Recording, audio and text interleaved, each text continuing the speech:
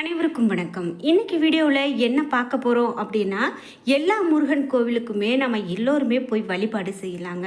ஆனால் குறிப்பாக இந்த இடத்துல நாம் இந்த ராசிக்காரங்க போய் வழிபாடு செய்யும்போது கண்டிப்பாக அது அவங்க வாழ்க்கையில் ஒரு மிக பெரும் ஒரு வழிபாடாக அமையும், நல்ல ஒரு திருப்பத்தை கொடுக்கும் அப்படின்னு சொல்லுவாங்க. அந்த வகையில் பழனி முருகனை எந்த ராசிக்காரர்களும் வழிபடலாம். எந்த ராசிக்காரருக்கு எந்த முருகர் பலத்தை அதிகப்படுத்துவார் அப்படின்னு தெரிந்து வழிபாடு செய்வது ரொம்ப நல்லது அப்படின்னு சொல்கிறாங்க.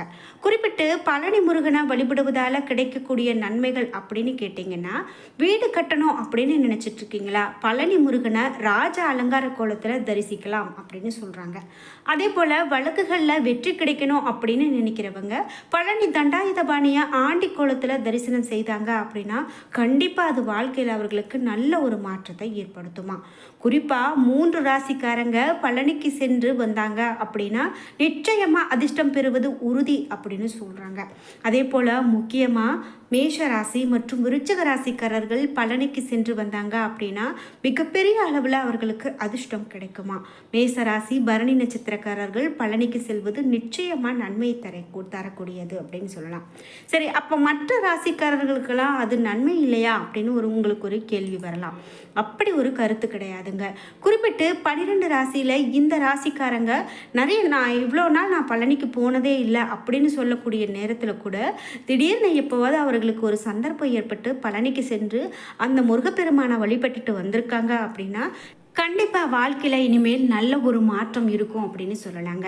அந்த வகையில் பழனி முருகன் கோவிலுக்கு குறிப்பாக இந்த ராசிக்காரங்க குறிப்பிட்டு இந்த நட்சத்திரக்காரங்க போனாங்க அப்படின்னா கண்டிப்பாக வாழ்க்கையில் மிக பெரும் ஒரு இடத்தை அடைய முடியும் அப்படின்னு சொல்லக்கூடியதெல்லாம் என்ன அப்படிங்கிறத நாம் விரிவாக பார்க்க போகிறோம்.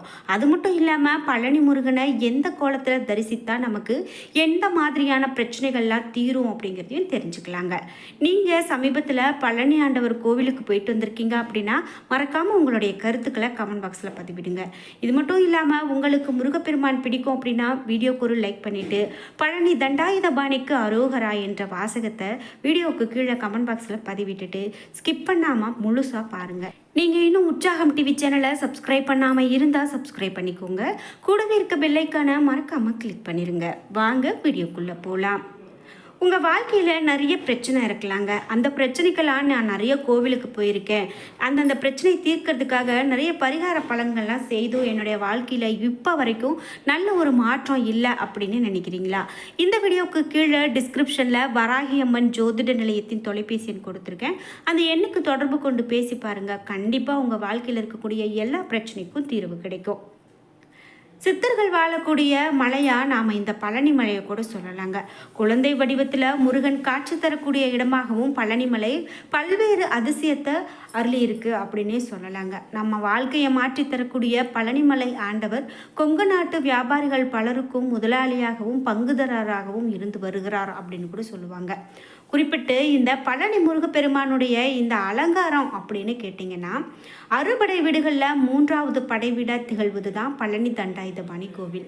இந்த கோவிலில் தினமும் ஆயிரக்கணக்கான பக்தர்கள் வந்து வழிபட்டுட்டு போகிறாங்க. பழனி முருகன் கோவில் பற்றி நாம் இன்றைக்கும் பலருக்கும் தெரியாத விஷயங்கள் புதுசாக இருந்துக்கிட்டே தாங்க இருக்குது. இங்கே இருக்கக்கூடிய முருகனை ஆண்டி கோலம் ராஜ அலங்காரம் அப்படின்னு இந்த திருக்கோலத்தில் தரிசனம் செய்தால் ரொம்ப நல்லது அப்படின்னு சொல்லுவாங்க. ஆனால் எந்த நேரத்தில் எந்த கோலத்தில் வழிபாடு செய்யணும் அப்படின்னு கேட்டிங்கன்னா ஒவ்வொரு அலங்காரமும் ஒரு குறிப்பிட்ட பிரச்சனையை தீர்க்கக்கூடியதாக சொல்லப்படுது.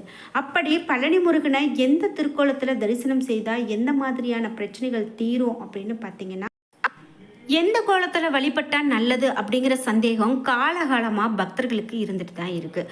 பலரும் ஆண்டி கோலத்தில் முருகனை தரிசிக்கக்கூடாது அப்படின்னு சொல்கிறதும் உண்டு. இது முற்றிலும் தவறான ஒன்று அப்படின்னே சொல்லலாங்க. பழனி முருகனை ஆண்டி கோலத்தில் தரிசிப்பதற்கும் அளவில்லாத பலன்கள் இருக்குது அப்படின்னு சொல்லலாங்க. முற்றும் துறந்த தவநிலை, அதாவது அலங்காரம் இல்லாத ஆண்டி கோலத்தில் பார்க்கும்போது நமக்குள்ள ஒரு மெய்ஞானம் உண்டாகும் அப்படின்னு சொல்லுவாங்க.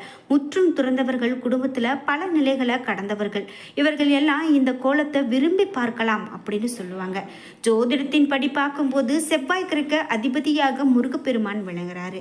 அதிலும் பழனி முருகன் ஞானக்காரகனாக விளங்குறாரு. அதனால செவ்வாயோடு குருவும் கலக்குது.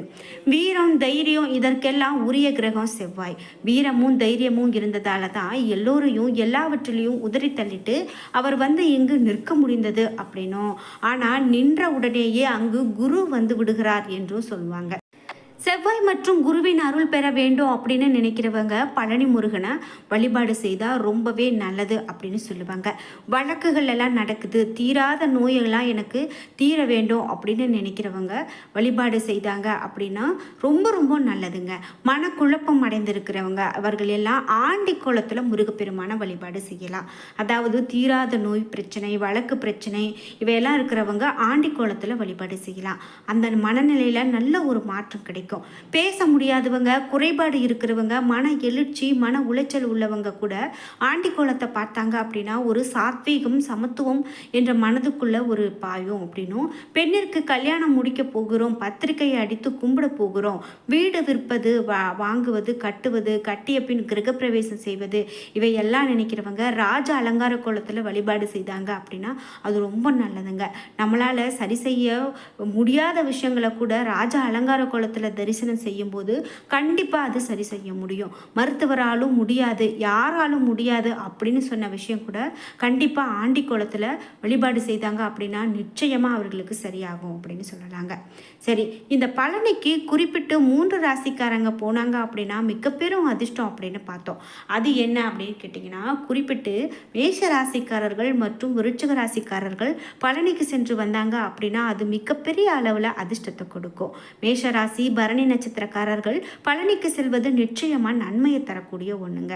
செவ்வாய் தோஷம் உடையவங்க செவ்வாய் அன்னைக்கு போகரை வழிபட செவ்வாய் தோஷம் நீங்கும் அப்படின்னு கூட சொல்லலாம்.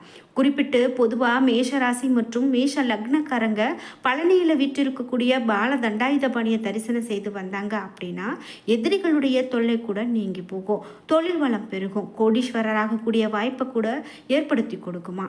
இதே போல் மிதுன ராசிக்காரர்கள் அப்படின்னு பார்த்தீங்கன்னா, மிதுன ராசிக்காரர்கள் உங்களுடைய வாழ்க்கையில் பொதுவாக அதிர்ஷ்டம் வருவது கொஞ்சம் தாமதமாக தான் வருமா. ரொம்பவே அரிதாக தான் அவங்க அதிர்ஷ்டத்தை வாங்குவாங்களாம். மிதுன ராசிக்காரங்க அடிக்கடி தங்களுடைய வாயில் இருந்து வரக்கூடிய கடும் சொற்களால் பலரையும் காயப்படுத்தக்கூடியவங்களாக இருப்பாங்களாம். ஆனால் அது நம்ம இப்படி பேசிட்டோமே அப்படின்னு அதற்கு பின்னாடி தான் வருத்தப்படுவாங்க. அத்தகைய இந்த ராசிக்காரங்க பழனி தண்டாயுதபாணியை வழிபட்டு வந்தாங்க அப்படின்னா நாக்குவன்மை அதிகரிக்கும், இதனால் தொழில் வளம் பெருகும், பணவரவு அதிகரிக்கும் அப்படின்னு சொல்லுவாங்க. சரி, இதே போல் விருச்சிக ராசி அதிகமாக கோபப்பட்டு பேசக்கூடிய தன்மை கொண்ட விருச்சிக ராசிக்காரர்கள் செவ்வாயின் கதிர்வீச்சு அதிகம் இருக்கக்கூடிய பழனிக்கு சென்று போகரையும் பழனி முருகரையும் வழிபட்டு வர சாந்தம் பெருகுமா. பிறகு நாம் தொட்டது எல்லாம் துலங்கும், தொழில் வளம் கைகூடும், கோடீஸ்வரர் ஆவாங்க அப்படின்னு சொல்லப்படுது. அதாவது நாம் இப்போ பார்த்த ராசிகள் அப்படின்னு பார்த்தீங்கன்னா விருச்சகம், மிதுனம், மேஷம். இந்த 3 ராசிக்காரங்களும் கண்டிப்பாக பழனிமலை முருகனை வழிபடும் போது நிச்சயமாக அவர்களுடைய ராசிக்கு தகுந்தாற் போல் அவங்க வாழ்க்கையில் நல்ல ஒரு உச்ச நிலைக்கு செல்லக்கூடியவர்களாக இருப்பாங்க அப்படின்னு சொல்கிறாங்க. அதனால் இந்த வீடியோ பார்த்துட்டு இருக்கக்கூடிய நீங்கள் 12 ராசியில் என்ன ராசிக்காரங்க என்பதை மறக்காமல் கமெண்ட் பாக்ஸில் பதிவிடுங்க. அதே போல் நீங்கள் மேஷம், மிதுனம், விருச்சகம் இந்த 3 ராசிக்காரர்கள் அப்படின்னா கண்டிப்பாக உங்களுடைய கருத்துக்களை கமெண்ட் பாக்ஸில் பதிவிடுங்க.